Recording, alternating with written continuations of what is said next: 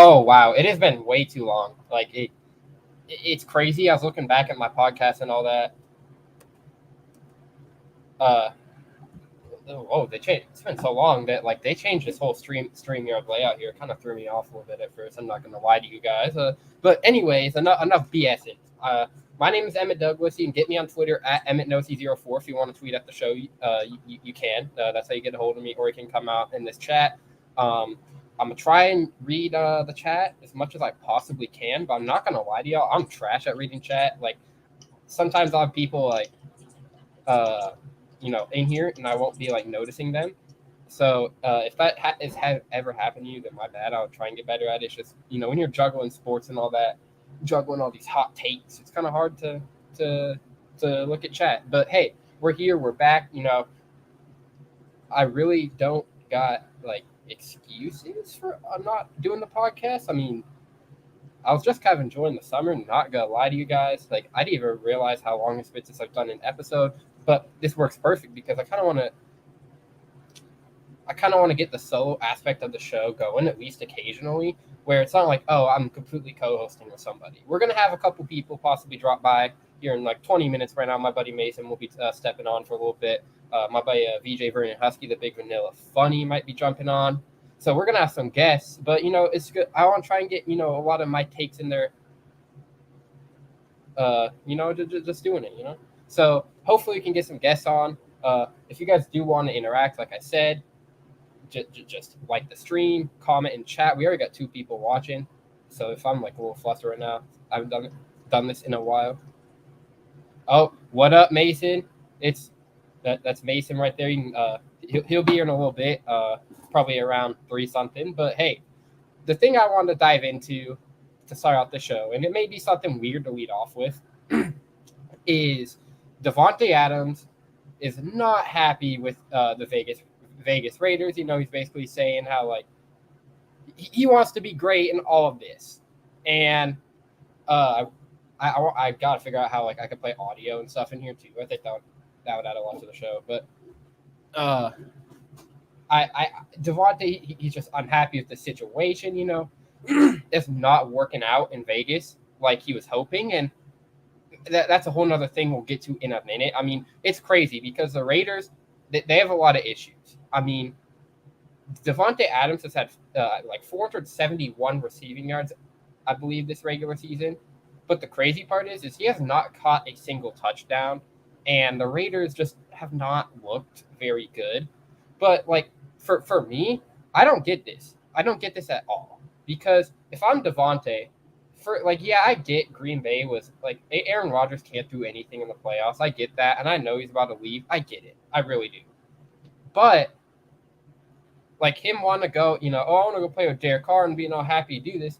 You just got to think to yourself. All right, well, let's look first of all, like without any of the Raiders gonna Raider stuff. Let's look at this division. Let's look at the quarterbacks you got to go against. All right, first of all, Patrick Mahomes. You got to play that twice a year. Second of all, Justin Herbert. You got to play that twice a year. Third of all, and this is definitely the least scary quarterback in the division. Sorry, Mason. Russell Wilson, you got to play twice a year. That division is no slouch on talent. And now, like, the Raiders, they had Derek Carr last year. Devante did okay, but he wasn't like the Devante Adams that we used to know and love back in Green Bay with Aaron Rodgers, right? And so now they bring in Jimmy G, Big Jimmy Garoppolo.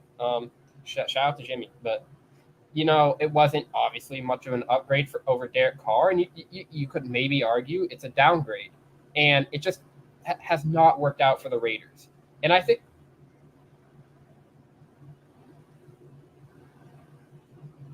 Oh yeah. But yeah. Shout out Mason for sharing the stream to some of the friends. Appreciate it. Gotta get some people up in here. But hey, back on topic. Devante Adams, like it's just all like the Raiders have like just such a crappy kind of like area like team because like Josh Jacobs has not been performing like that. Like Josh Jacobs from last year. Obviously, like I was saying earlier, Jimmy G, you could argue is a downgrade, and like you could say that pretty confidently over Derek Carr. I don't know how much of a downgrade, but like I don't know. I just want to say like Jimmy G is like kind of that system guy, kind of like Brock Purdy, which we're gonna dive into that later. We'll get to that. All right. Don't want to spoil too much of the shows. But yeah, so I think that like this Raiders team, they need to do something because Devante is not happy, and I don't know if that means a possible Devante Adams trade. I don't know if we're gonna see that in the future. That would be interesting, but the moral of this is he is not happy, and the bigger point of this is maybe leaving Green Bay. Maybe like leaving Green Bay was not the best of moves for Devante.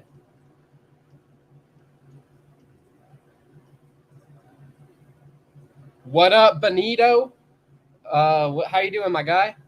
Benito from the Malware Militia. If you guys have, if you want, oh my gosh, sorry, I had an email like blaring in my ear right there. That was really loud. But if you guys want to check out a great overnight show, you're working late night, you're up late night playing games, you're at the gym late at night, whatever you're doing, 11 p.m. to 3 a.m. Pacific on Fox Sports Radio, got to listen to the Ben Mallow Show. You got to. Benito, what's up to you? Shout out to you, bro. You might talk your Cowboys a little later. Sorry that I have to do it. It's a part of the show.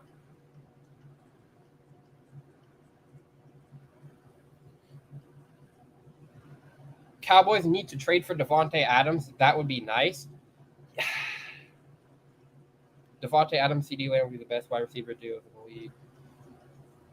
Okay, I don't know. I can't like disagree with you on that one. I just don't know if it's gonna happen like that because there's a couple guys that the Cowboys could be rumored to, and it might have been you who said this yesterday. I couldn't remember who, but if it was you, shout out to you, Benito. But Derrick Henry of the Cowboys is another possibility that could happen. And sorry, my voice is a little weird. I'm getting over the cold that everybody's getting lately. It's the worst of it for sure was last week, but like my voice still got a little bit of like raspiness. Maybe it's a little bit stuffed up too. I don't know, but we're here. All right. I didn't do the Ben Maller garlic method, but yeah, I think for you, like my thing is like, yeah, it would be a pretty like lights out duo, but the Cowboys play calling is a lot of just hoopla, a lot of BS. Like I can't really get behind how the plays get called there. I think it could be ran a lot better. But anyways, so the bigger picture here of this Devante Adams thing, it's like maybe leaving Green Bay was like is he gonna come and regret that here in the future? And you're like, bro, why are you playing this game? Really? Like, who cares? Well,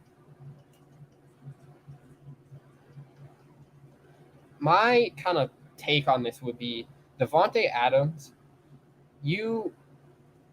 What Green Bay, like these situations, you just trade away your star quarterback. One of the greatest quarterbacks of all time. But you have a guy who's been sitting behind one of the greatest of all time. I'm not like a top 10 quarterback of all time. Well, let's like get too ahead of ourselves here. So you have a guy who's been sitting behind and kind of developing, getting ready for 3 years. So he's coming out in his 4th year. There's not much receiving help in Green Bay. So if you're Devante, you're kind of like in your head, like, damn, did I really mess this up? Do I really regret going to the Raiders? Because, like, who knows? Devante Adams could make Jordan Love a good quarterback. Like, Devante Adams is that kind of talent in this NFL. He's one of those dudes where it's like he's just there to just ball. Like, that's what he does. I think he could elevate Jordan Love. Unfortunately, with how bad of a coach Josh McDaniels is and Jimmy G not being the success of how the Raiders want him to be, I just don't like. I have to question it for Devante. Like, maybe, was this a bad decision? Can I see Devante get traded? I don't know. I really don't know. Like, one half of me says, like, yeah, I could see it happen. He's a little unhappy. He wants the ball more, whatever. But like, the other hand, it's like, are the Raiders going to do it? That's a whole nother thing. I don't think Devante is like the type of guy to be like, yeah, I'm sitting out now. So it's definitely a very interesting situation out there in Vegas. Emmett Douglas, Blindside Sports. If you want to tweet us, you can do that at Emmett knows he's here for, or you can comment in the chat, like the stream, do all that, whatever you got to do. See if we got any chats here. Let's see.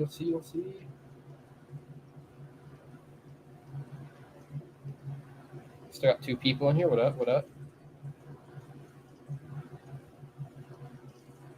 All right. So, Emmett Douglas here. The next thing I want to talk about, and we're gonna Mason, if you're still here, I'm actually about to slide you that link right now over message. So, the next thing I want to talk about is this whole Taylor Swift and Travis Kelce thing, because I haven't done a show in so long, but I feel like I have to talk about this. So if you guys are, I don't know why I'm explaining this. I just feel like I have to. If you guys are under a rock, which I don't know how you could have missed this, especially if you're like a social media guy, but crazier things have happened. If you guys don't know, which you know, Taylor Swift and Travis Kelce are officially a couple, and it's kind of how you'd expect it to go, because I gotta say it, I have nothing like personally. I got nothing personally against Taylor Swift. I don't rock with her music like that, but bro, her fans are insane. And for the NFL, like when this happened, you got to look at it like how they're looking at it, because the NFL is looking at it like, oh, dude, this is such a way to make money. Oh, we're gonna get loaded off this, because you're reaching out to a whole nother audience of primarily women who like, oh, I know plenty of people who like they're like very average football fans, you know, like nothing like too like above like and beyond, like they're just an average football fan, but they've like checked out these Chiefs games or whatever to see Taylor Swift, you know, to hear about all the Taylor Swift and Travis Kelce stuff.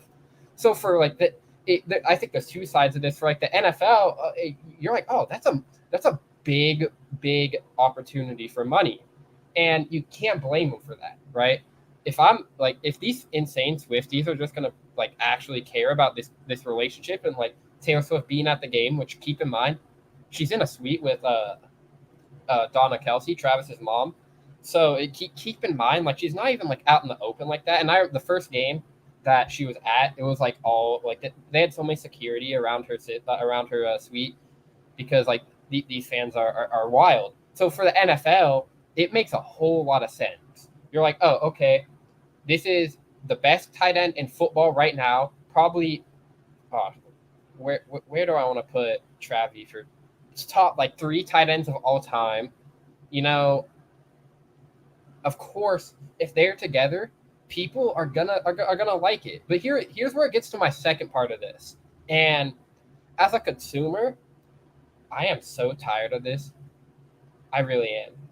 Because like I know this is gonna sound like I'm contradicting my whole point that I just made, but like this is the only way to look at it. Like you have to look at it 2 ways, like consumer and NFL. Because like as a consumer, like it's so cringy. It's just awful.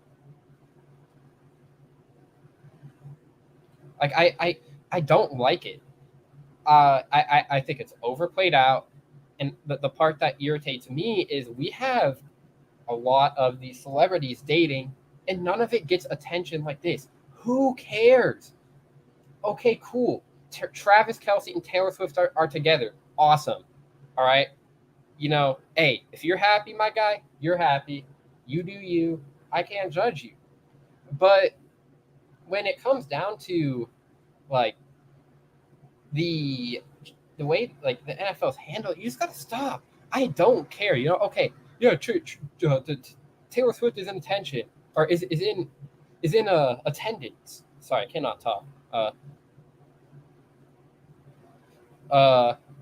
So yeah, I just think if you're the NFL, you know, like you gotta chill it out. I mean, but I don't think they are until they like break up, or at least for this year. I think this whole season is we're unfortunately we're stuck with it, and it doesn't look like they're gonna stop talking anytime soon because Travis did something that was a little wild, but hey, you gotta do what you gotta do. He got a whole like $6 million mansion because he felt that his house was not private enough um for him and Taylor. And they're both big supporters of each other, which is cool. I mean, now Taylor Swift is going, or Travis Kelsey is going with Taylor on her tour, traveling across the world on his bye week. So good for him, I guess. But if you're the NFL, it's overdone. Like this whole like NFL like putting the cheat like the Swifty thing in their bio is just it's horrible. It's horrible. All right. Um, Emmett Douglas, Blindside Sports. If you wanna tweet me, you can at MNOC04. Follow the show on TikTok and Instagram at BlindsideSport00. I will be posting clips of the show. More or as like after the show's over. And I want to start doing other things on there too on the social medias, So go check it out. I don't know exactly what I want to do yet, but I want to do something. Benito says, can King Henry get traded to the Cowboys for a round? I mean, I don't see why like they couldn't, because if like you're the Cowboys, it's like yeah you want to go in this, and this is a huge year for Dak as well because Dak Prescott is if he I don't know, bro, he just cannot afford a second round pick. So a second round pick for Derrick Henry for his age, in my opinion, Benito, for Derrick Henry's age, it's pretty. I don't think it's that wild to say because like I don't think if I'm a NFL team, I don't feel comfortable giving up a first round pick for Derrick Henry at this point in time because of his age and how the running back market is now.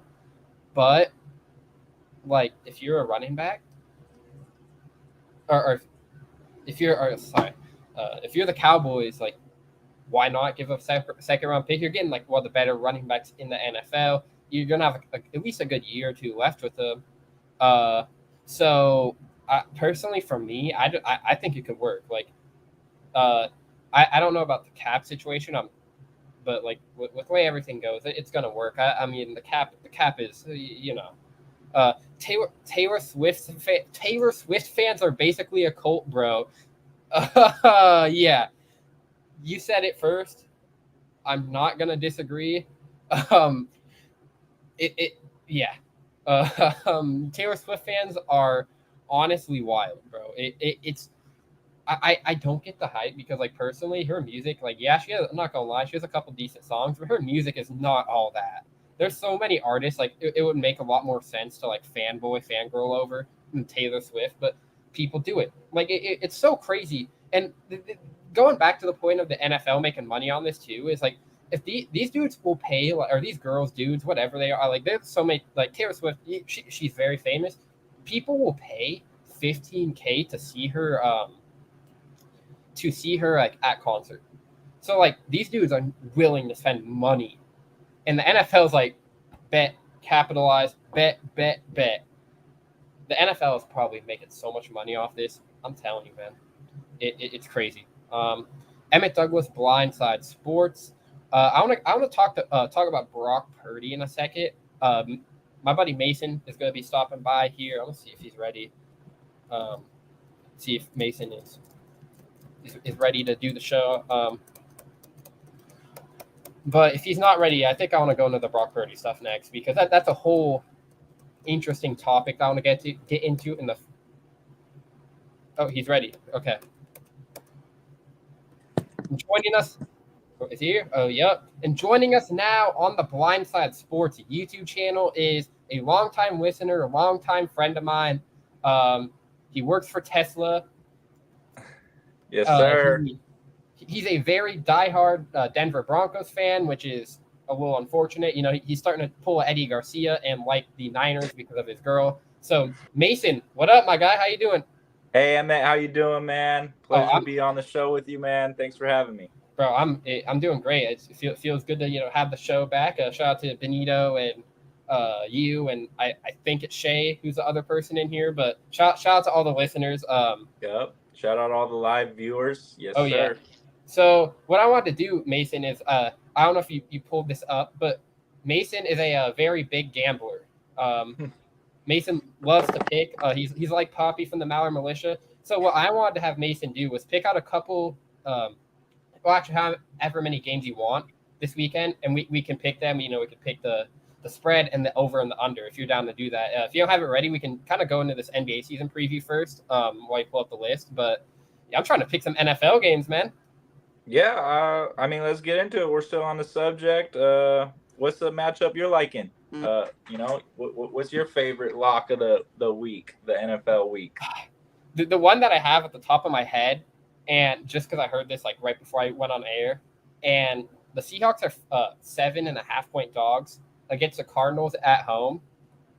Bet against the Seahawks. Against in a division rivalry matchup? Okay, and my thing is like, of course I want us to win. But like the thing is, and we'll get to the Seahawks later, is my thing with the Seahawks is, like I saying this to Ben last night, is like, yo, we have, like, we win games we should not win. I don't think we deserve, I think we deserve to win this Cardinals game and its division. I think we usually end up splitting this one, so I think it's kind of split, but I think we're actually going to end up losing this first one and then end up winning when Kyler Murray comes back. That's what I think. Yeah, as funny as that would be, yeah, I don't know. We got that, what's his name, in that quarterback that looks super funny. Joshua Dobbs? Dobbs, yeah. Dude, I don't know if I trust him that much. I mean, they beat the Cowboys, of course. Yeah, but I don't trust get the this Cowboys spread, that much? though. Huh? Yeah, I don't.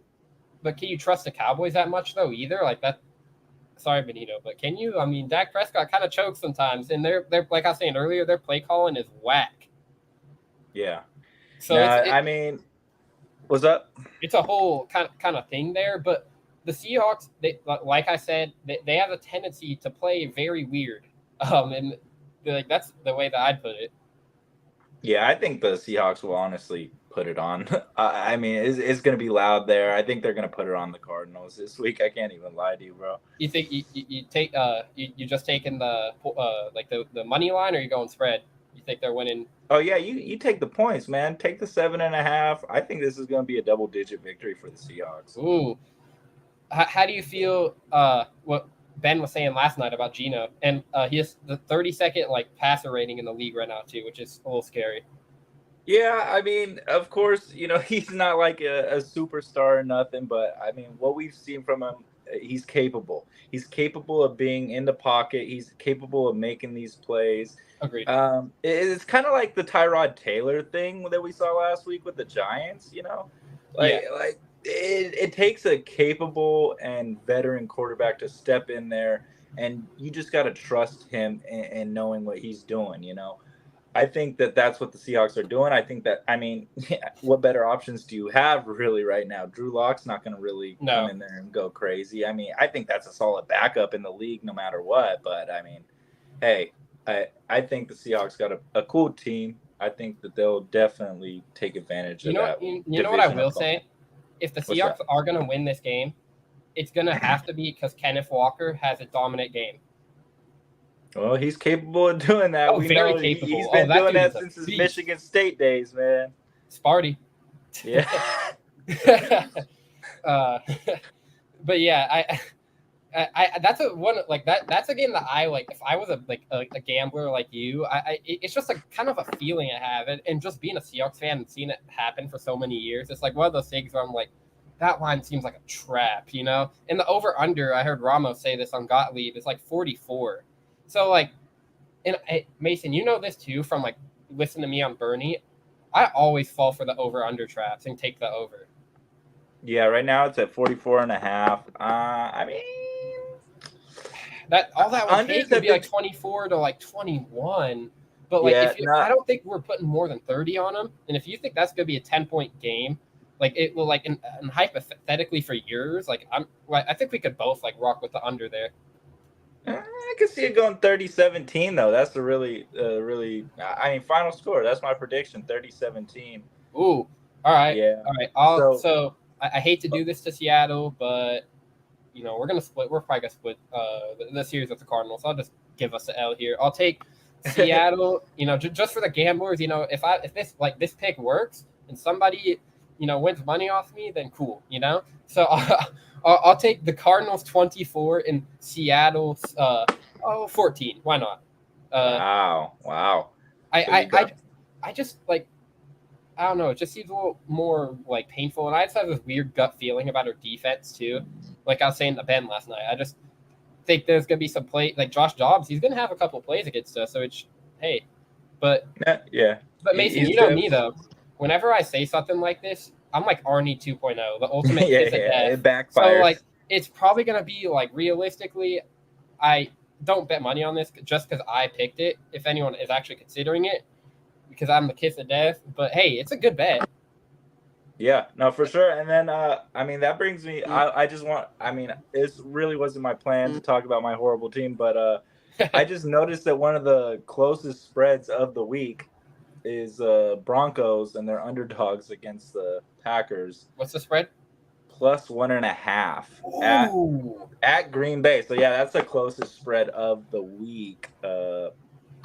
At Green Bay, so it's basically they give them 3 for the home field, so really it's like really kind of even game. If it was on a neutral playing field, it'd probably be a pick 'em. So I don't know your defense. If Jordan Love's gonna go off, it's gonna be against the Broncos defense.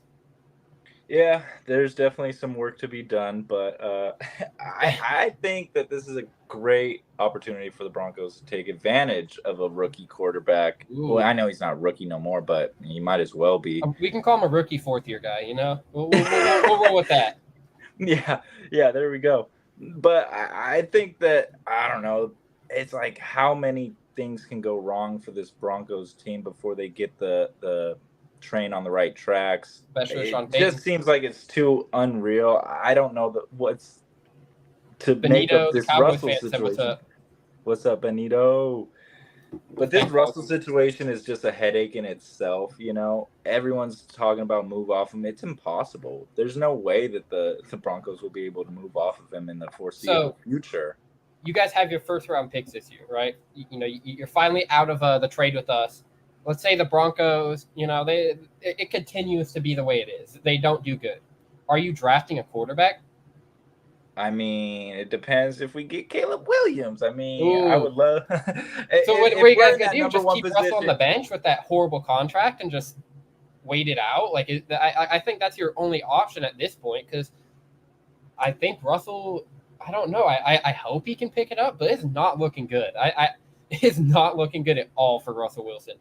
Yeah, I mean, it kind of boils down to that thing Jerry Jeudy said, and I know people are taking a minute clip out of what Jerry Jeudy said and just blasting that 1 minute clip of what he said where he's kind of dissing the line and whatnot. But it's like people take a 1 minute clip and make everything out of it that it really isn't meant to be. So it's like he is literally just answering questions, and it's just so weird how people will try to make turmoil out of anything, but that's just media, they looking for a story. I think it's a perfect bounce back. I think it's a perft bounce back for the Broncos. I don't know. You call What's the over under in that one? It's got to be really low. I see it is 45. So. Whoa. Yeah, I think I'm taking the under in that one. I actually no, I don't know. Hey, unders, they were 12-2 last week. Let's just, I saw a lot of people talking about how unders have been hitting, and I mean, overs definitely won't be consistently hitting like that as in the near future. I think, DraftKings and them, they're all trying to bait people in and take their money back from them bonus bets. Yep. I think that's what happened to me on my Bernie pick. I was like, I forgot what I think it was a Texans game a couple weeks ago, and it seemed super low. The over under did. It was like 40.5. I'm like, that's easy over. I think it was Texans Falcons. and go figure, it went under. So that, I mean, DraftKings is they're trying to trap you, like you were Oh saying. yeah, they're baiting, they're trapping, they're real, they're I need my money professional. back. People been stripping the money away, but I'm taking the under in that game. I think if you want my official blind Emmett score prediction here, Mason, give me. Oh, this is going to be probably one of the closer games of the week, just because how like crappy the teams are. Give me Mm. the Packers 21 and the Broncos 20. Mm. It's going to be a close game. I'm actually kind of excited for it because like sometimes those bad games end up like with those bad teams end up being the best just because there's some like random stuff that happens, like how's this even happen, or they're like so fairly matched that ends up being a good game. And I think that it could be like a similar situation for the Packers.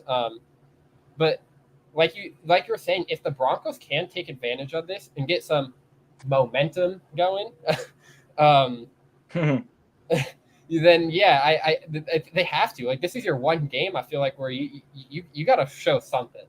But Yeah. I still think the Packers will come out on top. But hey, if Russell Wilson like doesn't throw a pick and like he looks like a half decent QB, then I'll take that as a win. Yeah, I got 2017 Broncos for my final score. Hey, but I heard you wanted to talk about Purdy. What do you guys say about Purdy and my my new team? Air quotes. Didn't you used to hate the Niners before you get into all this? Oh yeah, I would. I mean, it was mostly the fans. I think the team is overall pretty cool, but the Yeah, fans that I have to deal with out here, it's you know, the fans are pretty bad, and also it's like they're my division rivals, so I'm supposed to hate them. But at the same time, like you can't help but like that team. no. I mean, there's just so many awesome players. Like Kittle's a great personality. Christian Devante, McCaffrey's a stud, and Debo Samuel, yeah, I mean, it's just a Fred Warner, lot. Nick Bosa. It's a Nick great Bosa's locker room. hilarious. It's a great locker room. I would love to, see Did you ever be a see the fly on the video? wall. Did you ever see the video of Nick Bosa getting pulled over by that Florida state trooper? Honestly, I didn't. Oh, But it was hilarious. He's like, "What's the white? What do I need?" I'm like, "How?" I'm like Nick Bosa seems just slow, like he's big, slow, like dumb guy. That's what Nick Bosa is, but that dude can ball. oh yeah, But he's a stud for if you're sure. asking me about Brock Purdy, and we'll get into a couple more games after this if you're cool with that. Yeah. Look, I hate to do this, but like looking at how Jimmy G's doing in Vegas and looking at how Brock Purdy's doing in San Fran, you're gonna hate me for saying this, but hear me out. Brock Purdy, he's a system guy, and is that a bad thing? No, because if I were to say that's a bad thing, I'd be a hypocrite. Because going back to like my Seahawks, Geno Smith, without Pete Carroll or like what we have, he's not anything, and it looks like the same thing for Russell Wilson. So I think that Brock, he's a good player. He's a good quarterback. He's a star for sure. The Niners have done everything right, and that's if you can build around your quarterback and give him everything he needs. Okay, cool. Like, what's the deal? Like, I don't get like this whole system quarterback thing because I don't really think it's a bad thing. I mean, especially with the way that their defense is and how Brock Purdy, he got weapons. Like, the Niners are gonna contribute unless injuries. I mean, it's not looking good. I mean, McCaffrey, he's looking like he's going to be back, but Trent Williams didn't practice, I'm pretty sure. Debo Samuel is still dealing with his injury. But to me, Brock Purdy, he's reliable, right? He's gonna do his job. He's gonna come in there. He's gonna win you games. And like, do I think the hate that he's getting is a little absurd? Yes, because as much as like that Shanahan system helps him, he's still 11-1 or 12-1 or 11-1 or 10-1, whatever number that is in the regular season. So he's only lost really one game in regular season. He lost that playoff game, but like obviously He didn't. He got kicked. injured. He got kicked out. Yeah. So I can't really count that. But like I don't even know if the Niners will have won that because there's a couple drives in the second quarter where they just kept like having these flags, like pass interferences or whatever, and just Jalen Hurts was able to drive down the field. But Brock Purdy, he does what he needs to do, and I don't think that's a bad thing. In terms of him being like a top 5 quarterback in the league, you know, like superstar, I don't know if I could say that. But like for me, if he can like take the Niners to the Super Bowl and like I don't even think he has to win it because like the Super Bowl is already like a pretty big accomplishment as long as he's a completely crap the bed and keep the game close in that Super Bowl. Like if the Niners were to go, then like, hey, Brock Purdy, you can't hate the guy. And I think San Fran, they got very they're very smart with their quarterbacks, and they kind of got lucky with Brock Purdy falling to them to the 7th round, because if Brock Purdy went to any other team in the 7th round, he would not be. He'd probably be on a practice squad, or he'd probably be working at like Chili's or something. Like I don't know where he'd be right now. He's easily third on the depth chart in any other locker room, in any other situation, really. I mean, it's really hard to say how it would have all played out given he got drafted to another team. But hey, the stars aligned. But I definitely agree that like he's not like a crazy superstar or nothing. But I think we see this with Coach McDaniels over there in Miami this year more than ever.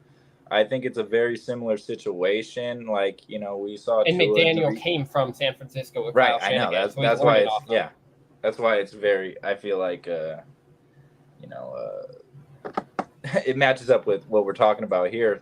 It's very similar situation with Tua. In the recent years, he hasn't really been where he's supposed to be or where he was expected to be, and we haven't really seen many really good Alabama quarterbacks. Let's just be honest. But out of all of them, I would say Tua definitely has the most promise, and that was really scary what we saw with him last year. But I love that the way they wrap their arms around him, and it's just a similar situation where if you give this person, this quarterback, weapons to thrive on, then I mean, it's really a testament to the quarterback if he can't make it work with them. It's obvious that the quarterback is a problem, and if you're just able to go in there and make plays, I think that's just it's a confidence booster. So I mean, for a rookie, especially like Brock Purdy, I know he's not a rookie no more, but a young player, a young quarterback like Brock Purdy, getting his confidence up as a quarterback is the biggest thing. And mean, you could say that when his favorite toys were taken away from him, he threw a tantrum. And he wasn't the best, but that Browns game was really weird. There was Jake Moody just you guys still kept it close, and Jake Moody missed that kick there. So exactly, that game was really weird. It definitely could have gone either way at the end. The weather conditions were super weird, and that was just a super trap game. So I feel like a lot of people are blowing that loss out of proportion. If he doesn't have all his weapons in a rainfall game, okay, who would look good, really? I mean, exactly. And my other point too, with like people saying, "Oh, he's all off," like freaking out about the loss. Like Gottlieb was freaking out. It's like I get like he did not look good, but like it's one loss, and he's in his whole regular season career, and this is really his like worst game as a pro. Like, are we acting like Tom Brady or Pat Mahomes didn't have any bad games, or Russell Wilson back in Seattle didn't have any bad games? Like, it happens, man. Like, it would be a concern, if it were to continue to happen, right? And I think Brock Purdy is a guy where he has like the right tools around him. Let's say Debo and CMC had to miss a significant amount of time. He has the right tools around him in Kyle Shanahan, in their offensive coordinator, to where they could build around it and probably still be fine. It's just going to take some time. So I just think like Shanahan is very helpful for Brock. And I think people are kind of, like you said, they're blowing this a little bit out of proportion. It's one loss. Let's see what happens next game. Come back to that. If they lose again, okay, maybe. But I don't think it's very likely. Yeah, well, they got the Vikings this week where they're 7-point favorites, a big heavy money line favorite at minus 330. So that tells you what everyone else is thinking. They think that the 49ers are going to bounce back. We'll pick that really quick. Why not? Since and then I'll get to the chat real quick. But yeah, I think for that game, you said the Niners are favored by 7. I think Brock Purdy and that whole Niners team is motivated by people just like, oh, you guys suck. So they're going to come out. And I think that's going to be one of the bigger blowouts of the week. Give me the Niners by let's go 38-21, 17 points. Yeah, I think the Vikings have been a surprise of the season too, and for all the wrong reasons. I didn't really see Kirko Chains coming out looking like a dud in a flat tire. Oh, like, no, that Yeah, Yeah. I mean, don't they still got JJ? Like, come on, he's they. out. He's out. Oh, He's on really? IR right now. Yeah, Oh, okay, okay. you got Jordan Addison who's pretty decent, but like nothing like Jay Jetta. No. Yeah. But yeah, I mean, it's hard to see the Vikings winning this, but I mean, we've seen weirder things, and it's a home game for the 49ers, so I think everyone's going to be, making Just noises. wait till That's a hard Monday. place to play. If the Niners lose, the media is literally gonna have like a heart attack on Monday. Oh, they're gonna have a field day, man. They're Oh, gonna it's gonna they're be. gonna be dancing on Brock Purdy's grave. That Oh, and it's gonna be interesting because we're probably gonna hear Mark Willard and Kyle Rudolph, and Willard's like the 49ers guy, 49ers apologist on Fox Sports Radio, and then you got Rudolph, who former Vikings player. That's if the Vikings beat the Niners, that's gonna be an interesting show. Yeah, that'd be a crazy one. But I definitely see the 49ers winning this. I don't know Yeah, about they the can't spread afford to cover though. With all the injuries, I don't know if they'll cover the spread. I think it will be a little funny game just because we're not really sure how they're gonna bounce back. The injury chart is looking a little. I don't know what's going on with Debo, but I think they're gonna have the rest of the team back, like Christian McCaffrey or. I think they'll be good to go. But yeah, I still don't think that the 49ers will cover this, as weird as that may be. I think the Vikings are a sneaky team with a one-win record. But yo, Luis, Poppy. Poppy from San Diego, the great Poppy in San Diego. Ben Maller, if you're listening, bring back Picking with the Chicken, man. Yep, I'm wearing my San Diego hat too, man. Oh, San Diego. This is an interesting one. And because I saw a kind of hot opinion on this from Trufa yesterday, how do you feel about the San Diego soccer team being the San Diego SC? What do you mean? How do I feel about it? We talking soccer, bro? Okay, I just have to ask you, what if you're San Diego, and this maybe is more of a question for Poppy.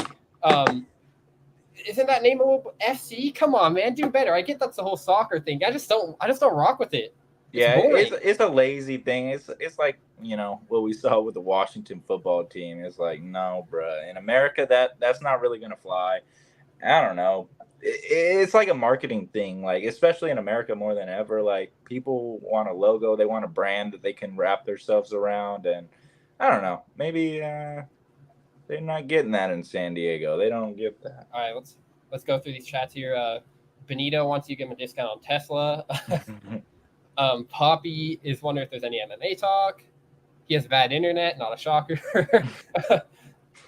Johnny Walker upset. Oregon will spank Washington State. Not going to disagree. Oregon is, they're on it, man. Those dudes are crazy. Yeah. Threw my phone up there. But yeah, I think also how about the Huskies though? Those dudes are crazy this year. Oh yeah, Michael Penix. I think he's going to be a star in the league, honestly, in the NFL. You think? Who do you think's the Heisman winner at this point? Because I don't know. After that Caleb Williams performance last week, I think that kind of downgraded him in a lot of people's rankings and a lot of people. That took him out. That took him out, man. Oh, that was terrible. What was it? 3 interceptions. Yeah, I mean Notre Dame. I think Notre Dame is one of the best defenses in college football. Yeah, where it stands right now. So I mean, I knew it wasn't going to be easy going in there, but I really expected more out of Caleb Williams. But there's always going to be those letdown games. It's all about how you bounce back. I think he will definitely bounce back. I don't even know who USC plays this week, honestly, but. Emmett Douglas along with Mason on Blindside Sports. Mason, is there anything you want to plug? You can follow me on Twitter at Yeats Turban, YEATS Turban. I'm rocking a turban. Oh yeah, Robert Turban, baby, former Seahawk. But now that we bring up Caleb Williams, I wasn't originally planning on talking about this, but I feel like I'd be kind of it would be missing the whole thing not to talk about this. Caleb Williams went out the other day, Mason. I don't know if you saw this, and said he wants to be a partial owner of the team he gets drafted for. What do you make of that? I mean, you can't really blame him, but it's like, what are we really asking for before we even get to the league? Like, it seems a little cocky, Mm-hmm. Like you can't just ask that of a multi-billion dollar industry when you're like a kid. Like, I feel like that's just like a little bit of the NIL stuff get into their head, like Oh they yeah, they start thinking they should get rewarded for a bunch of things that they haven't even really done yet. And not to take anything away from Caleb Williams, I think he'll be great. I think he's like a Dak Prescott 2.0, but like in all the better ways. You know what yeah. I'm saying?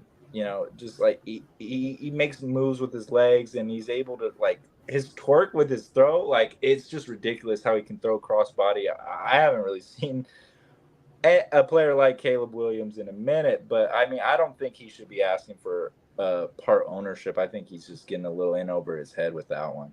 I agree, and I think it's a not making Caleb look good because a couple months ago, but I believe, but right before the season started, he was basically saying, "Oh, if whoever has a number one team, if I don't like them, I'm not coming out of college this year. I'm just going to stay." And I think just his attitude alone, and I have nothing against Caleb Williams. I think he's a great player, and I think he is going to be something in the league. I completely agree with you on that, like on everything you just said there. But like, you can't be acting like this as a call. Like you're supposed to be like just a chill quarterback, the leader guy. Like, yeah, you should have your voice heard. I get that. But my thing is with quarterbacks and having their voice heard is you got to prove something in the actual NFL before I'm like, oh, okay, like you want to say in things. Like I think guys like Mahomes could have a say in things. I think guys like I'm trying to think like Mahomes, maybe like Josh Allen, maybe, but like those like your superstars. It takes a lot to do that, and I think with him, like, oh, I want to own this team, and oh, if this team's not good, I don't want to go there. I'll stay another year in college. If I don't like their foundation. I think that could kind of hurt Caleb Williams because teams are looking at that like, is he really going to bring his all when they come to us? Does he really like? I just Yeah, think it's like, what is your focus really on? I mean, I get it, it's a longevity thing and you want to take care of yourself long term, and the pension program really isn't great in the NFL. Like, they don't really take care of their players long term, health, safety wise. So I get it, he's covering his ass.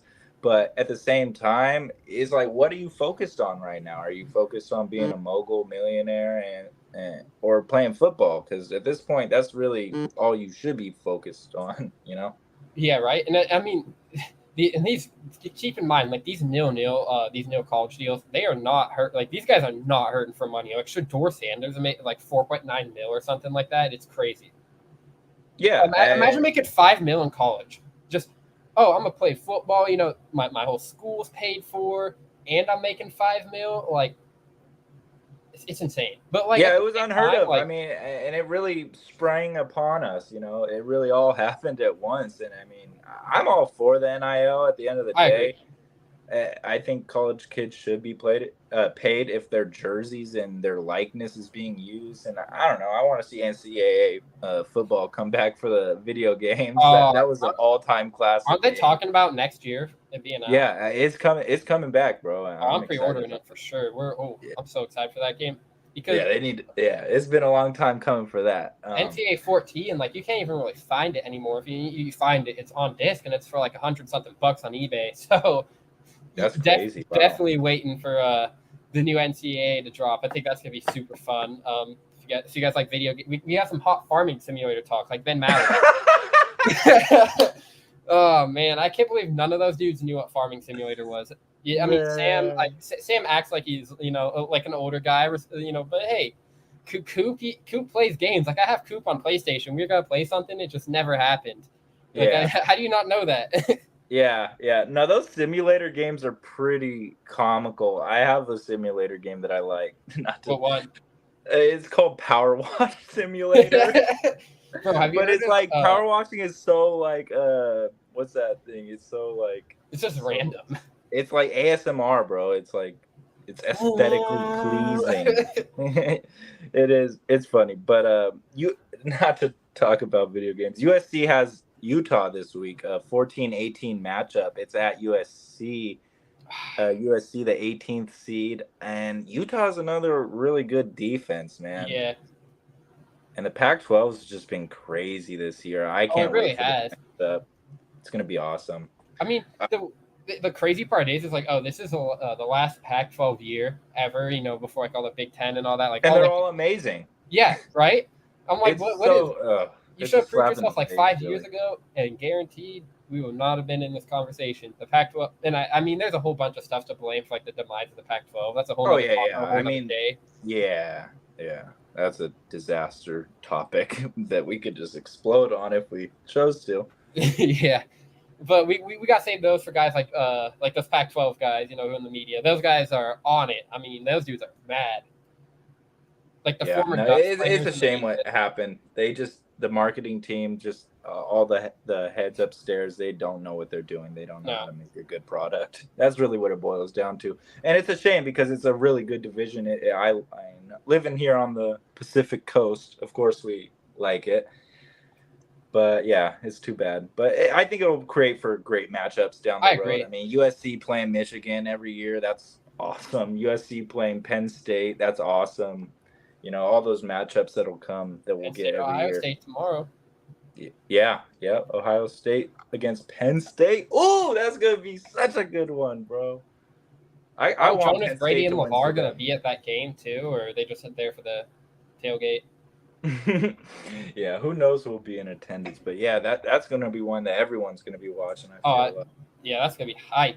But do you want to pick any other couple of NFL games, or you want to move over to some NBA real quick? Shoot. Let's just head into NBA, man. All right. So the NBA is when's it start? Like a week or a couple days from now? Like Tuesday. Yep. Tuesday. And I think this year is going to be a very interesting year.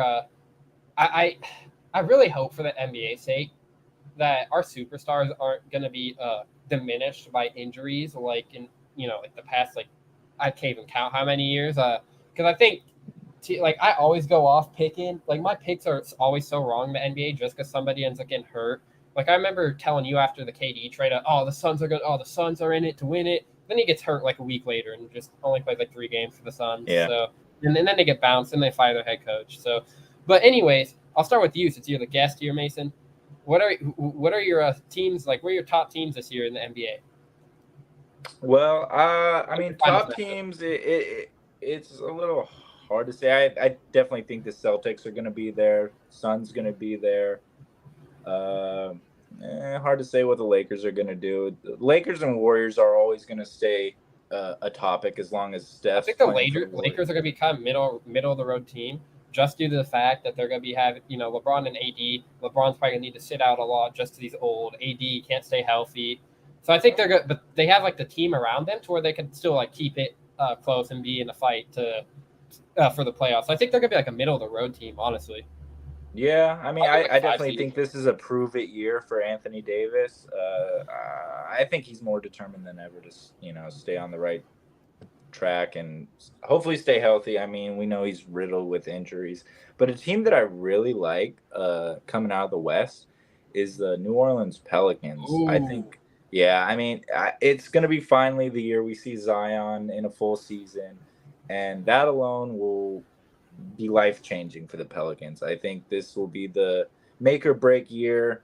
We heard so much turmoil, so much drama coming out of that front office in New Orleans last year. It was really looking like a disaster, like how they're going to handle Zion with his weight and everything. It was really ugly. It was a bleep show.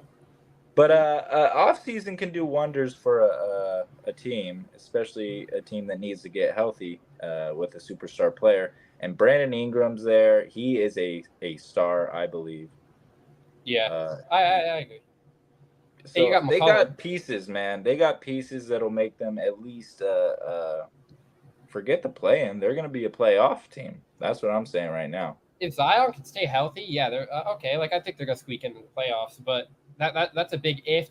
Is his weight undermanaged or under control?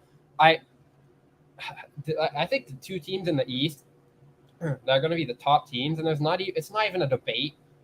I think the 1 and 2 are locked in as the Celtics and the Bucks, the 1 and 2 seeds. Oh yeah. I forgot about Dame and the Bucks. That's huge. I could see the Heat doing like kind of similar thing last year to where they're not like one of the top teams, but they're still in the fight. I see the Heat missing, man. I think the Heat are going to regress. Heat are going to miss the playoffs. Hot take. I think the Knicks are going to be pretty solid. Chet Holmgren, he's coming back, right? Mm-hmm. So you got Chet Holmgren. We got Like I think the Knicks, like they're gonna be in the mix. Like I could see them being like a 4 seed. Um, and the thing speaking of NBA, since we're talking on this, why don't we dive into James Harden? Because this Mm. kind of relates to like the Sixers, I guess, because like they could they could be in the mix depending on what happens with this. It's looking like James Harden isn't going to play for the Sixers, which is kind of unfortunate. He's doing his typical James Harden crap, where he's just pissy. Yeah, I mean And that's really the only way I could put it. they gave him a chance to explain his unexcused absences, and I could only imagine what that conversation's like. With James Harden just being so standoffish with whoever he's on the phone with. He's just like, "I'm just doing me. Y'all Yeah. not gonna respect me." And I could just tell that situation is a nightmare. I don't know what James Well, Harden and it's is. like the Clippers, for example. So Nick Wright of First Things First reported that the Clippers, uh, they were very, very close to acquiring James Harden in the trade. But the one thing that stopped them was that, well, Terrence Mann, the Clippers, like, I don't know if I want to give that dude up. I think he's good. And I don't know if I can't blame the Clippers. Usually I like to roast the Clippers, but that's a smart move because if James Harden is anything like James Harden he's been for like the past like 4 years, he's gonna come out, start pretty solid, and then just start to hate his life and want out. So, Yeah. and I think that's what's turning a lot of NBA teams off of him. Is like this guy's not going to be here long term. He requires lots of money. He's more headache, and you know how I am with locker rooms. I think if you have a shit locker room, you're not going to win. And James Harden is kind of the epiphany of that. So I think it's a big turnoff for NBA teams. I think also too that like the Sixers they're trying to get a pretty good package for James Harden because obviously like they're trying to at least break even. Like they gave Yeah, but they don't got no leverage right now. no What leverage do they have? nothing. And the thing that also has is like James Harden has not done a thing for them in a while. So it's like he's getting older, he's on the wrong side of 30, all of this. He has a bad attitude. It's just not something that a team is going to want to take on. And I think it's going to take like a desperate team, maybe like a month or two down the season, probably around Christmas time, to be like, all right, we need somebody else. I guess James Harden's getting traded. I guess we'll trade for him, whatever. Right. That's what I think is going to happen. Yeah, and you'll get them for pennies on the dollar, but at what cost? I don't really like using the term locker room cancer. I mean, that's not really fair to some No. players. I don't think, but I mean, as close as it comes, that's what James Harden is. I mean, it's hard. We've seen it happen a bunch of times. We saw it in Brooklyn. We're seeing it in Philadelphia, and all the trails he's blazed upon the routes he's been on, whining his way out of Houston. It just happens time and time again. So how could anyone, but leave it to Ballmer and the Clippers to take one man's trash and try What to is throw still it in wrong with the someone else's Clippers? face. That's what Ballmer likes to do. Ballmer's like a kind of FU guy, like, watch me do this. I don't care what you guys think. And I know Ballmer's not the GM. I know they got Jerry West there, and well, I think Jerry West is still there, but they got a good front office. But I definitely think that Ballmer is in a win now phase as a owner. He wants to win. He wants to bring prominence to the Clippers, especially with that new arena that they're building. Man, I Oh yeah, with walked the by most it. I urinals in walked the by it NBA. in March. They're constructing it, and it looks incredible. I must say, I mean, I'm a Lakers fan, but that place will be crapping on Staples Center, dude. It's gonna be amazing. And forget the toilets, man. It just looks like a great stadium. I still think that's funny how that was like his advertising pitch. Like when he's talking about the arena, we got the most urinals and toilets in the Toilets. association. Ballmer's a great energy guy. As much as I don't like the Clippers, I think Ballmer is so hilarious. He's Oh done yeah, it's terrible. crazy things at Microsoft.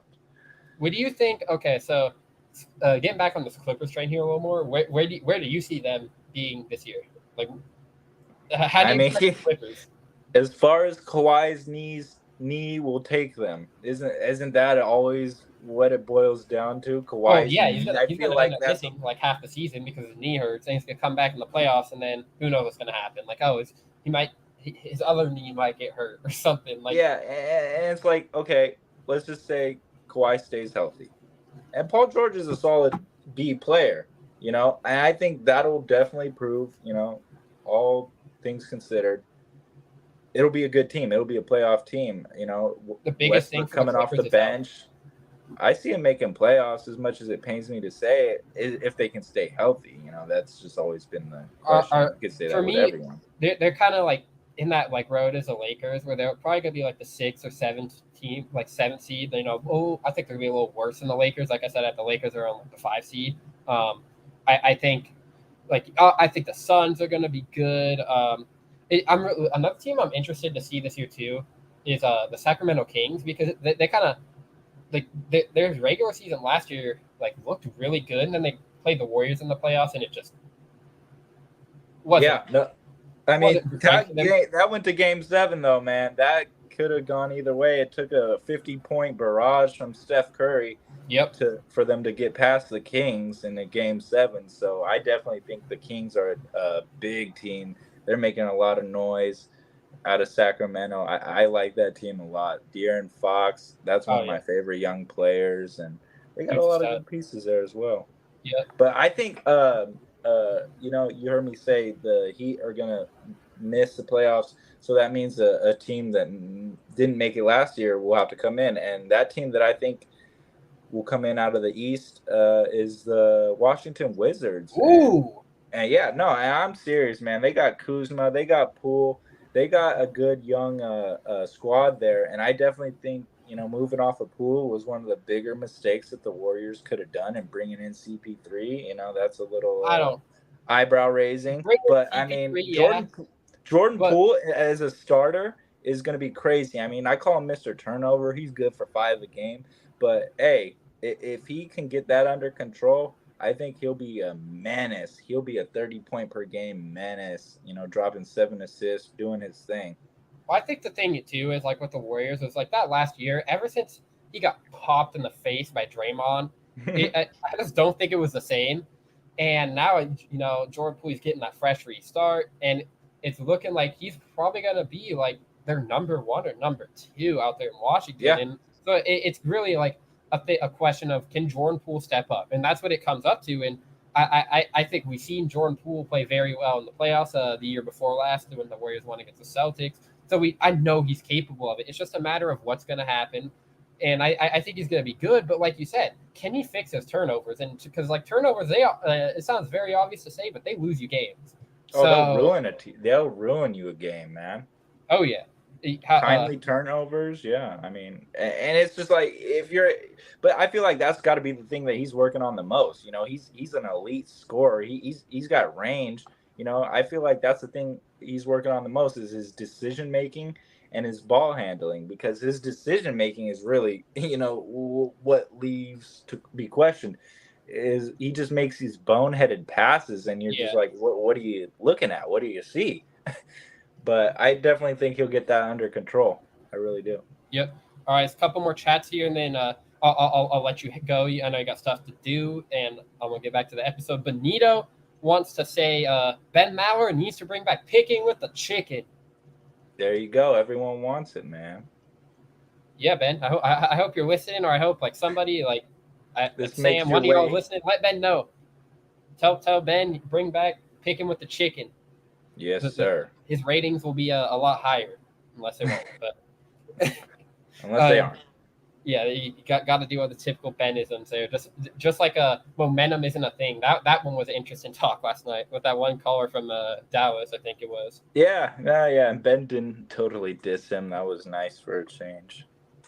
Well, I think it was the way that dude came at it. He's just like, you know, like I'm not trying to like verbally. He was really respectful. Yeah, that was like the epitome of a sports debate right there. I was like, oh like shout out to Jesse. I doubt he's listening, but hey, bro, you know, most people like when they're mad at Ben, they come at him guns blazing. Oh yeah, especially a first time caller too. They don't care. They're not a person. He's probably like, I'm filling in for this guy this week. I'm never working the shift again. Screw this overnight guy. I'm an odd couple listener. That's probably what they think. They're like, yeah. But yeah, Mason, man, I appreciate you hopping on, man. It was a fun little couple segments there. I know you said one segment, we're doing like probably 3, but hey, gotta do what you gotta do. Is there anything else you want to close out with before you leave? No, Blindside Sports, man. That's who I'm rocking with. Ben Maller Show, picking with Poppy. Let's go. Tesla to the moon. Tesla, baby. Follow Mason on Twitter at Yeats Turbin. You can There follow you go. me at EmmettNoC04. Coming up next, though, it was cool having you, Mason. Have a good night, bro. Thanks. Peace, bro. Yep, peace out. So coming up next year on Blindside Sports, I want to talk about one of these teams that just like I expected them to be good last year. Um, I expected them to be good last year. They just barely missed the playoffs due to our Seahawks or due to my Seahawks. Um, and the team that I'm talking about here is the Detroit Lions. You're probably wondering, what do you think of the Lions? I think the Lions are one of the teams that we're going to have to watch out for in the NFC. I mean, I I can't see the Cowboys really doing anything too crazy. I think Dak's just going to choke in the playoffs. I don't see the Eagles doing anything too crazy. I think the Eagles have fell off. We'll get to that in a little bit. Bro, they keep distracting me.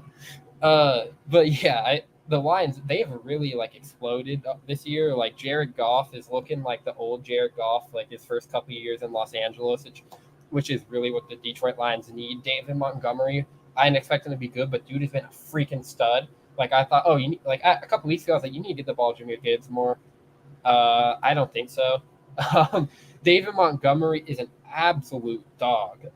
Amon-Ra St. Brown's doing his thing, like that young defensive lines have like their defense is very young, and they've been balling. Aiden Hutchinson definitely looking like the better pick over Trayvon Walker. If you go that division, you got like the Vikings, you got the Bears, you got the Packers. Not the best of teams. So this is the Detroit Lions year, I think. I mean, Dan Campbell's just done excellent things to this program. Like I already mentioned, Jared Goff. Now they've got some harder opponents coming up here. Like I know they got the Chargers, I'm pretty sure. Yeah, they got the Chargers. Teams like that, I could pull up their schedule here, but yeah, I think the Lions are like one of the more legit teams in the NFC this year. I think the one thing that could like hurt them in the playoffs would be like a lack of experience. Like if they were to play like a veteran team, like maybe like I'm trying to think like could I don't know.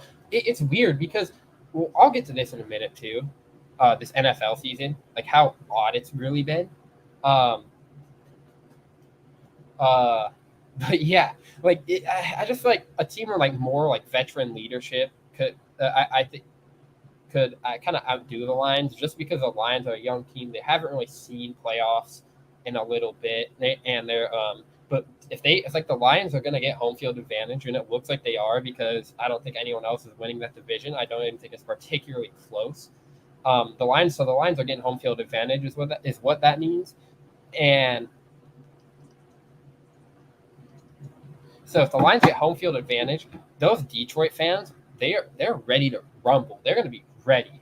So I think that's going to put whoever like the Lions play in the playoffs at a huge disadvantage. And like I think everything's been going right for the Lions. I mean, you held Patrick Mahomes. Like yeah, Travis Kelce wasn't there. It was week 1. Whatever. You held Patrick Mahomes. I mean, yeah, they lost to us, but whatever. Every team's going to lose a game. You can argue that like, hey, maybe the Seahawks shouldn't have won, but like we can't be playing the what if game for too long here. So like week 3, they won. They've been balling out. Jared Goff is looking like one of the better quarterbacks in the league this year. He went a very, very long time without throwing. I don't remember the exact number of downs or snaps it was, but he went a very long time without throwing a pick. He comes in and throws that pick against us in week 2. So I think the Lions, they're doing everything right. I think Dan Campbell's really turned the culture around here in Detroit. I think they're not here. I don't know why I'm talking like I'm in Detroit. I'm in Olympia. But Olympia, I'm not even close to Michigan.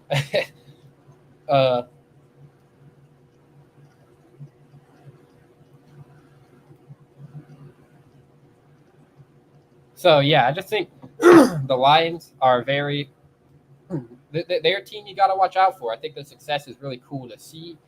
I think Detroit fans are on like a very, very just happy high right now, and they have been all year just because the Lions haven't been good in ages, and you're often like all like your old team. You got like a whole new like culture there, and like now it's like if anything, the Lions are getting better. I mean, they got Jameson Williams back. I mean, that's another weapon. I mean, hey, why not?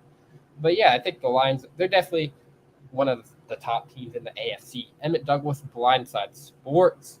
Now, I mentioned this earlier, but can we talk about how weird this NFL season has been? I mean, like, and I like wasn't doing the show during these 3 months. I don't really have a prediction, so I'm not going to say my predictions. I mean, but like, I thought the Bengals were winning that division, and they look like crap. I get Joe Burrow's been very like he's been battling injuries, but like they've looked a little iffy. Same with the Chiefs, man. Mahomes is not looking like Mahomes. Like he's still good, and he's like one of the better quarterbacks in the league. But he's not looking like the old Mahomes, like even from last year. I mean, maybe it's the fact that they don't really have much weapons besides like Travis Kelce, and Travis Kelce's on the wrong side of 30. Still one of the great times in the NFL, but like I think the Chiefs kind of need to pick up some sort of weapon, you know. Like I saw something earlier, it was like, oh, the Chiefs trade for D-Hop. I don't know if that happened, but something similar. You know, maybe like obviously, oh yeah, the Chiefs picked up Nicole Hardman the other day. I don't think that's like your X factor number one guy, but I think that's gonna help. I mean, dude's fast. He's like a little Tyreek Hill. He can run. Mahomes has played with him before, so I think that was probably one of the better moves KC could have made, just due to the fact that Mahomes, because he's already played with them. Nicole got speed. He's a pretty solid receiver, and like I don't know. At first I kind of thought Kadarius Toney was going to break out this year, and kind of the opposite. So the Chiefs are definitely need to work out the receiver room more. And I mean, like it would never happen. That's why I didn't mention it when I was talking about Devante Adams. But like, oh, maybe the Raiders give them the Chiefs. That ain't happening. They're not done. So like I think if you're KC, if you're the guys in the front office, if you're Andy Reid, you want another receiver. Like whether that be okay, you go trade for D-Hop at the deadline, which would be interesting, or whoever you can get your hands on. I just think the Chiefs need to do something. Another weird part about this season is like I'm trying to think around. Go here.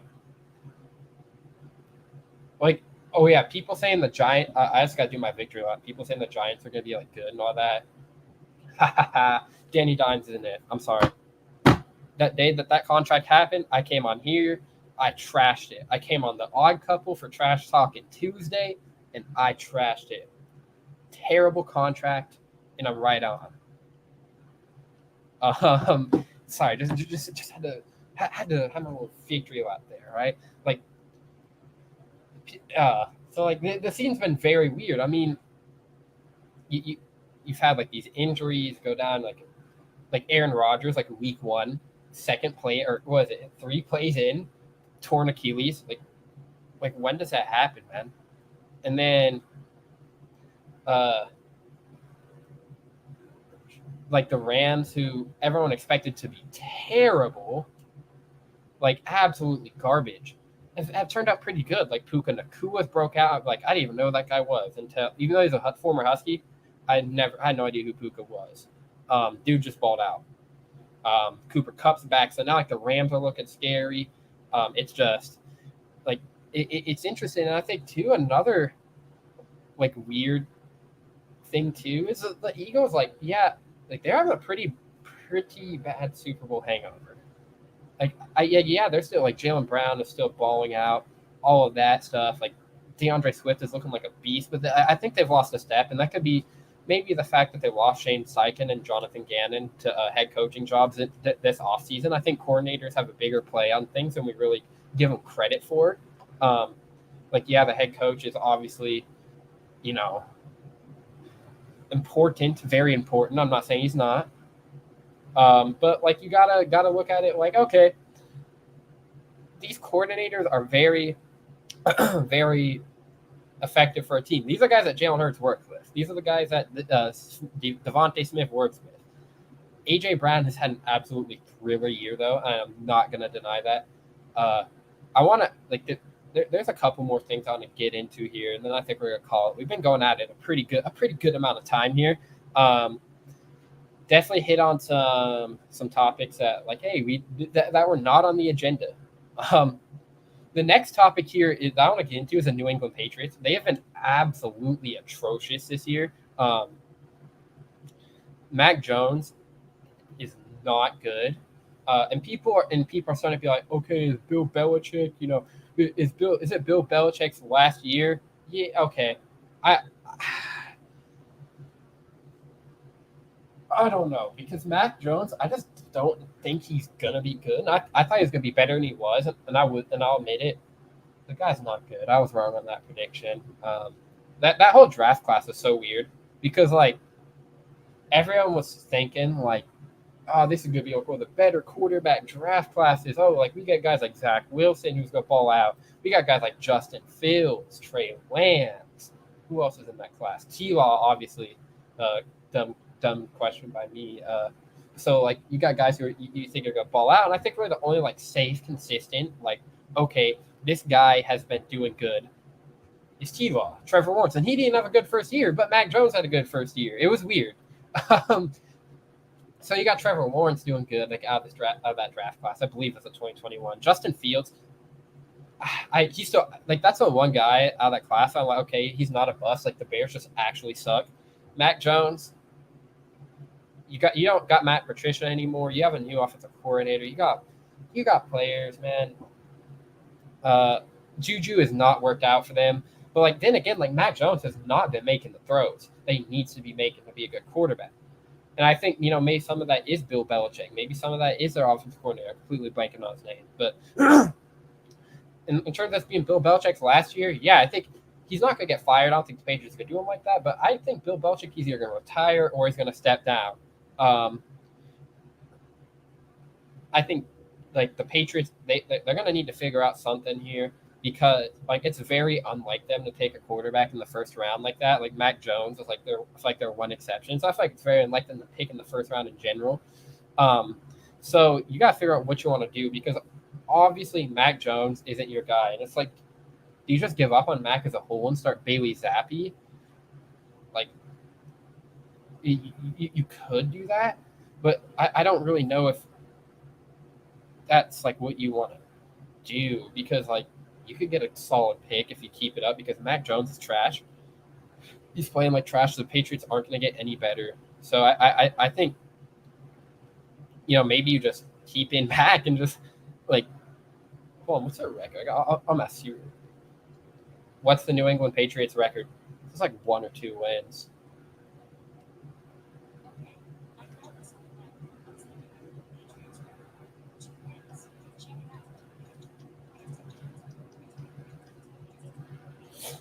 What is the New England Patriots record this season? Yeah, 1-5.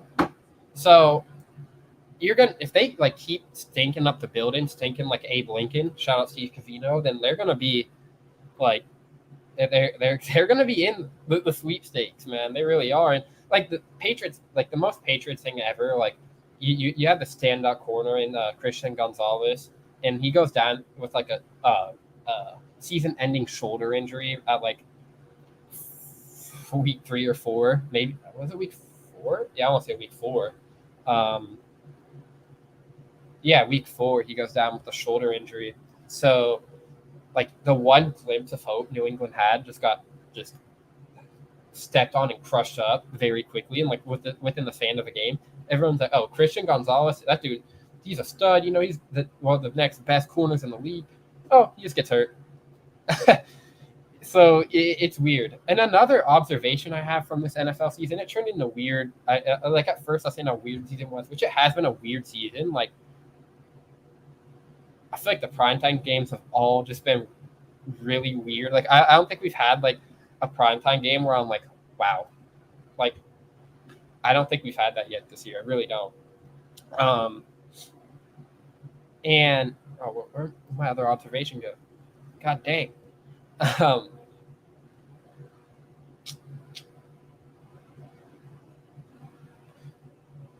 And like, oh yeah, like that's another thing. And Mason brought this up earlier too. is like, bro, these games, man, they are not like I feel like the offense just like I don't know, man. I feel like it's getting more low scoring. Maybe that's like the FanDuel over unders just screwing up my head, like the DraftKings and all that crap. But like I don't know, man. It's just something I've noticed. Like it's weird, like too, because like the quarterbacks, like Josh Allen's obviously still they like doing solid. But then again, you got guys like Joshua Dobbs who had like who's had like a pretty like good enough year for the Cardinals. Like being a team like the Cowboys is definitely not something to slack on. And then everyone's like, oh, the Cardinals are tanking for Caleb Williams this year. And I don't know about all that. I don't know if that's going to happen. Emmett Douglas, Blindside Sports. The other thing I want to dive on into real quickly is last night's game. Absolute stinker of a primetime game. Not even going to lie to you. The Saints, my thing with this game was like the Foster Moreau, who like felt terrible about his drop. By the way, it felt absolutely horrible. Even though Derek Carr threw it better, but hey, it happens. You know, got to learn from your mistakes. You got this next time, Foster. You got it, bro. But like Derek Carr to me is one of those guys who's like a very average, just chill dude. Like, yo, what's going on, man? Like, just chill. You know, he's not angry. He just likes his job, man. That's what Derek Carr is to me. And to see him the way he was last night kind of put the thought into my head, like, okay, what is really up with the Saints here? Because, like, yeah, you know, you got, like, Derek Carr, who's – it was a big question mark. Like, what's he going to be like in New Orleans? Is it really an upgrade over Jameis? Blah, blah, blah, all of this stuff. But Derek Carr, he looked, like, mad on the sideline, and he just seemed unhappy. And Derek Carr, he seemed like one of those dudes to where it's just, like, it takes a lot to get him unhappy. And the Raiders, or not the Raiders, the Saints, he did not seem like he was rocking with it, man. And I think that's not good that's not good at all for New Orleans, because if Derek Carr gets mad, it's going to take a lot. But like in the next couple of weeks, I hope I'm wrong, something's going to happen. Like if this continues and the Saints can't pick it up, like Derek Carr, he's gonna get a little mad, man. And it's gonna like the Saints teammates as a whole, I think, are gonna start to get a little angry because, like, look, if you can look at that division, the best quarterback in that division is Baker Mayfield. It's not even a debate. All right, Desmond Ridder, he's average. Okay, Derek Carr has not been what the Saints expected. Like he's not. I don't say he's like horrible, but he ain't like good. He's average. He's an average quarterback. Like Bryce Young, he showed a little bit that his last game against Miami, but at this moment, he's an average quarterback developing, right? Bryce Young and Desmond Ridder is still developing. I think Derek Carr is like what Derek Carr is going to be at this point. Derek Carr is an older player.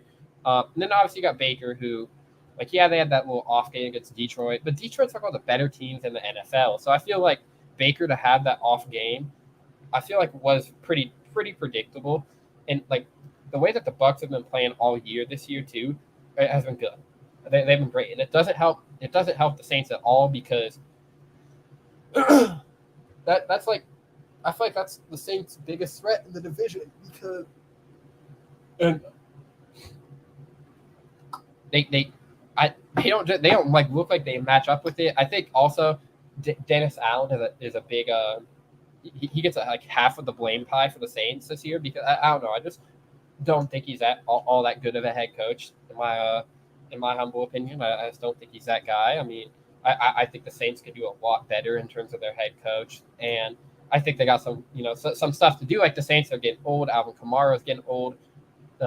Can't guard Mike is just hurt and old. Like he's not. I don't think he's been hurt this year. He's actually been playing. He's had so many injuries. He's to the age where he's not as effective as he used to be. So I think the Saints, they got some stuff to figure out here in the offseason. I think the Saints are just one of those very middle of the road teams. Like they're gonna get you like they're just mid, right? Average, all right. And I start with the better story because the better story is in the losing locker room. Shout out to my guy Big Ben Maller. He's got a lot of name drops in this episode, but the Jaguars, I told you, man. Well, I didn't tell you, but I think I said this on previous episodes with Nick during the off season. Is like the Giants are, or not the Giants, the Jaguars. They're good, man. Like those first two drives, you had two Travis Etienne red zone touchdowns. You had a 2-yard rush, and then you had a 17-yard rush. Trevor Lawrence, like, yeah, he was injured. He still looked pretty solid. Like, that Jags team, man, they're solid. I think, with more work and, like with every year at this point, they're like Trevor Lawrence is developing, Etienne, he's developing. They have a pretty solid receiving core in Calvin Ridley and Christian Kirk and all them. Even though like they weren't really like too good and too much of an impact last night, I think Travis Etienne was definitely more of the impact. The Jags, they got a lot of young talent. They got a lot of talent in general. Doug Peterson's a great head coach. It just shows how like much of a bleep show that Urban Meyer was when his first year with Trevor Lawrence, because people were like, Trevor Lawrence is going to be a bust after Urban Meyer, and then Urban Meyer gets canned, and you bring in who'd you bring in? Who's it? Doug Peterson. He was good. He was very good. You can't be mad at his output.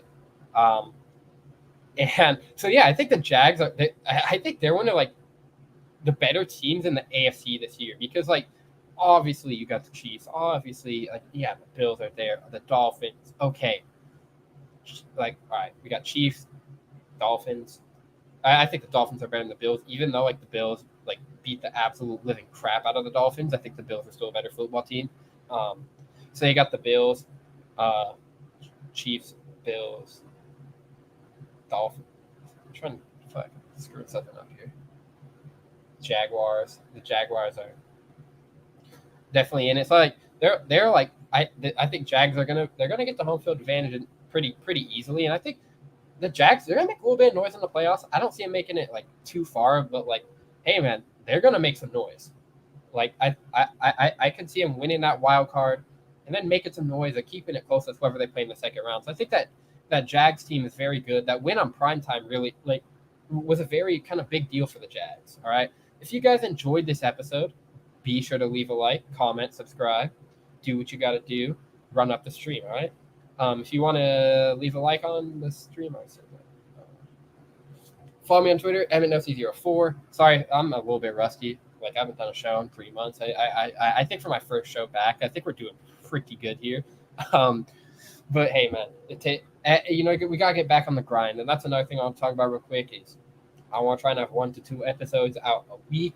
One previewing the week ahead in the NFL, and then one talking about like the results, and then obviously whatever sports stories are in the next, in the headlines. The next couple days, probably Monday, I want to have an episode out, or Sunday, or like Monday, around those times, kind of talking about the NFL from this week. And there's a couple other stories where like I want to get to, but we'd be here all night if I were to do it, because there's so much to talk about. Like, October is such a loaded sports time. Like, I haven't really even dove into baseball. I haven't even dove into the Jim Harbaugh cheating allegations. I haven't even dove into the Dolphins' success. I have like it's dude, this is such a good time of the year, like for everything.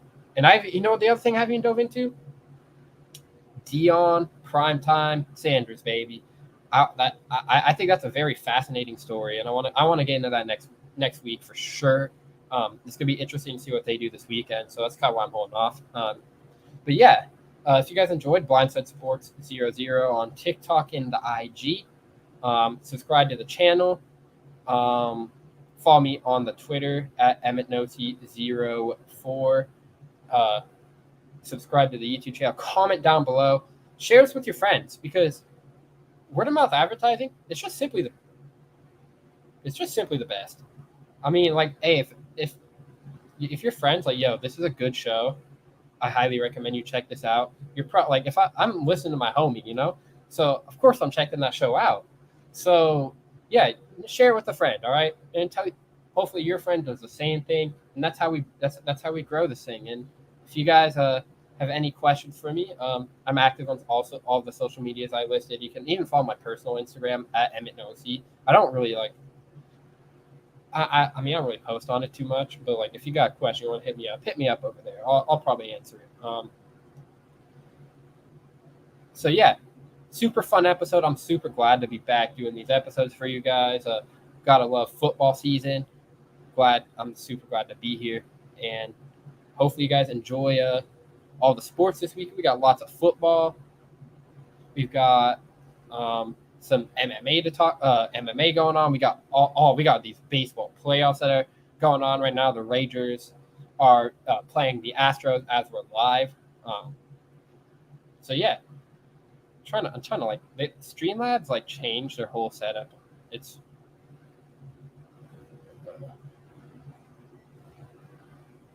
annoying. So I'm trying to figure out how to like end the stream here. Streamlabs. Why do you have to make it hard, bro? So like if you guys don't use Streamlabs, I'm sure like 99% of you guys don't. They're like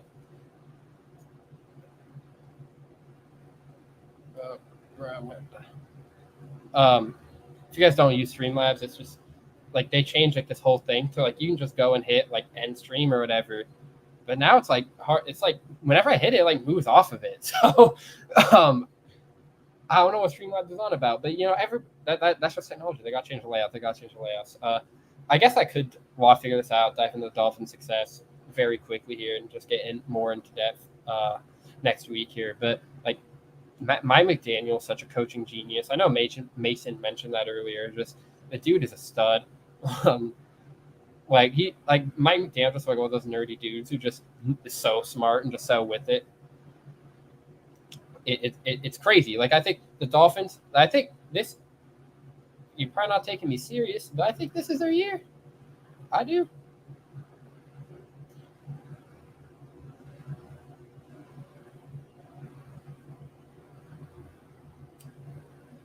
I like Tyreek Hill has had like a MVP caliber season.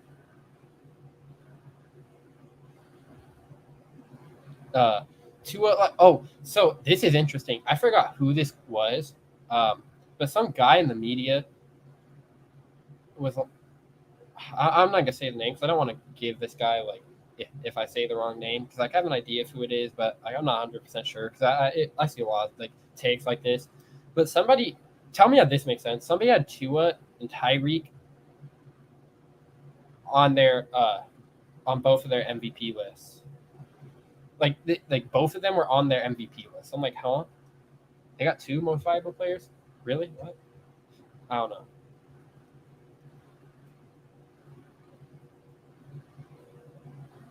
But if you guys enjoyed this, make sure to leave a like. I think I figured it out, man. Oh my goodness, I hate this app sometimes. But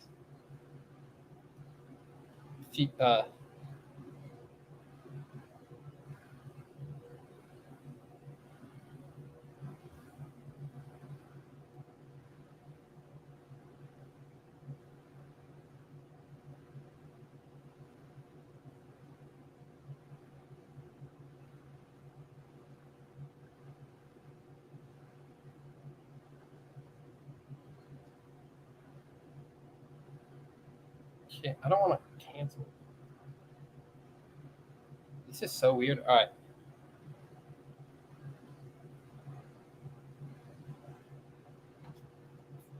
Have a good night. Hope you guys enjoyed the stream. Follow me on Twitter